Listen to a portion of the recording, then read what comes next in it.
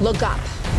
Shawn, I'm really excited about doing this, and it's wonderful to meet you. You're in New York, I believe. Nice to meet you too. Nice to meet you. I'm happy to be here chatting with you.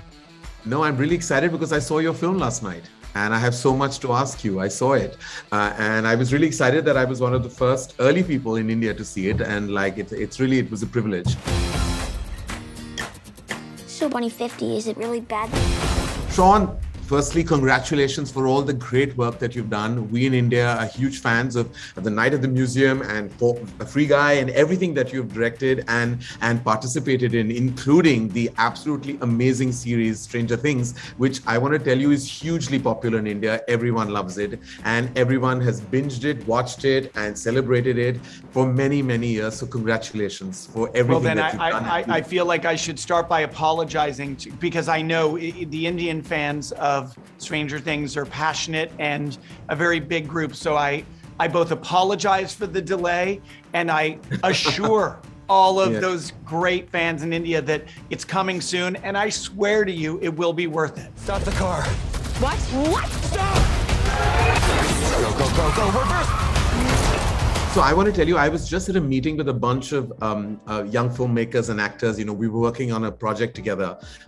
It's actually a massive project called Brahmastra, and the entire cast, it's got some leading actors of Indian cinema. And I told them I was going to have this fireside chat with you. And that's what they all asked me. They were like, when is the next season coming up? Can you ask him? Because that's of prime importance to us. So I'm glad that you already addressed that, because there's so many millions of fans in India waiting.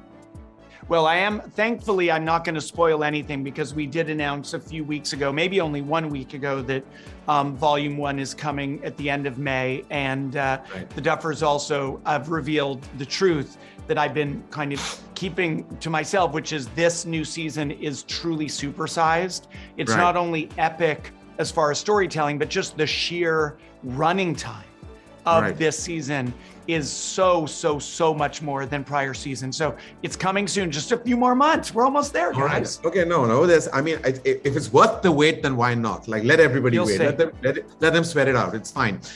I absolutely loved the Adam Project. I want to tell you that I don't know if you watched any Bollywood movies, because we're all about family and love, and a lot of them have actually based their films on high-powered emotion.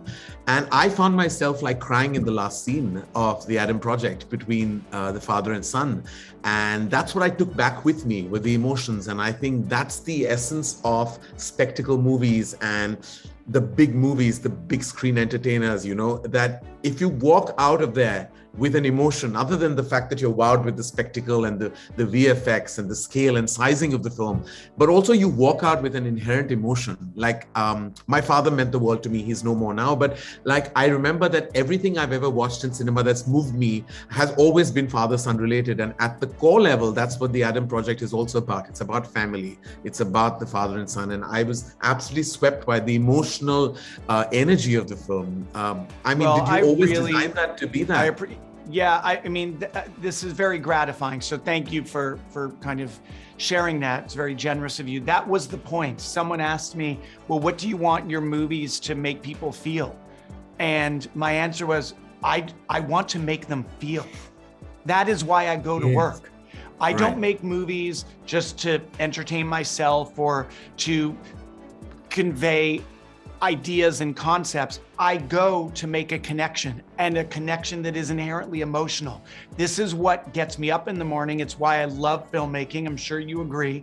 And I'm well aware that the cinema of India is unabashedly devoted to audience delight, audience joy, audience warmth.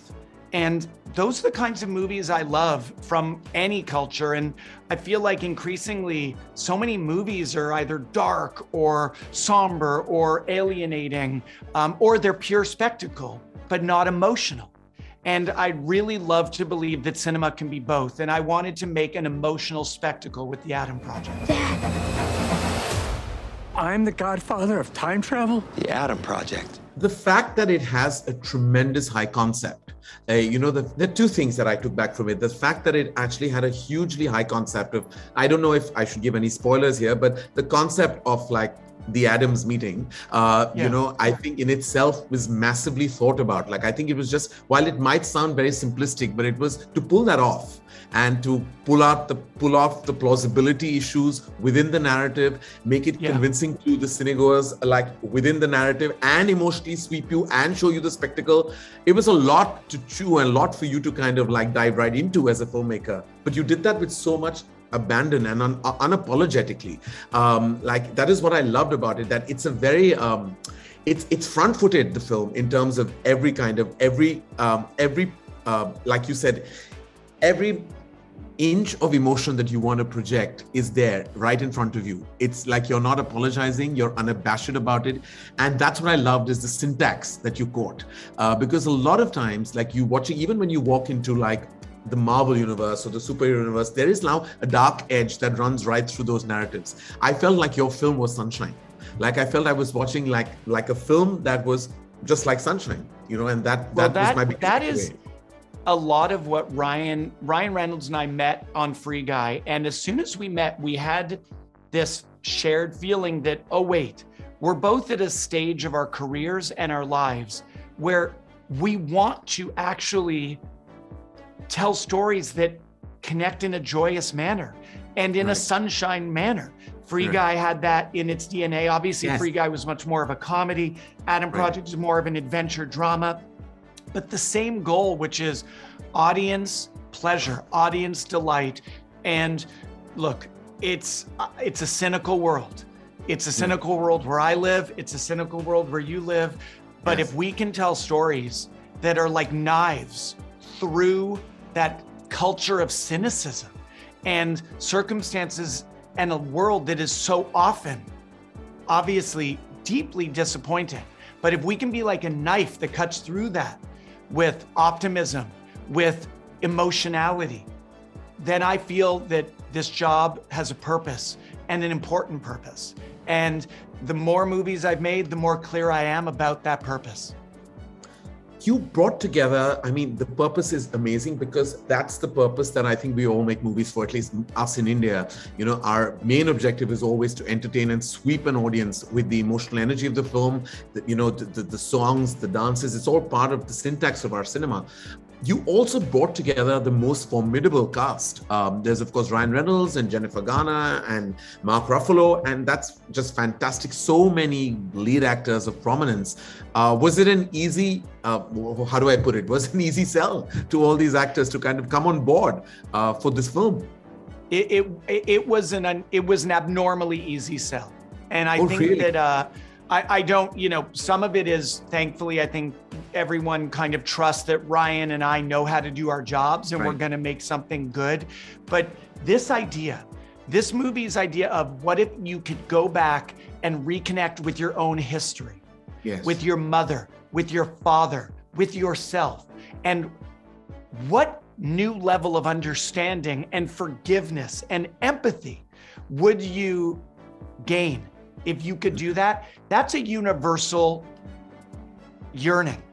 And every actor, Mark, Zoe Saldana, Jen Garner, everyone that I called had some very quick connection with that fundamental premise and how emotionally rich it is. So I'm thrilled with this cast. It was ambitious, the level of actors that we went after, but everyone said yes very quickly. And I feel very fortunate about that.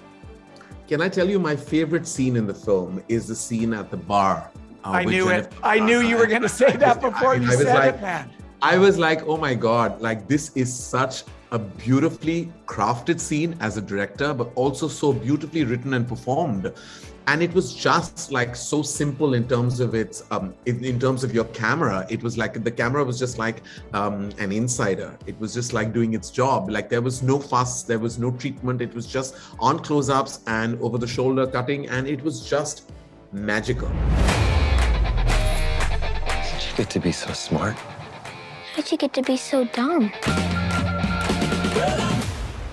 Nice try.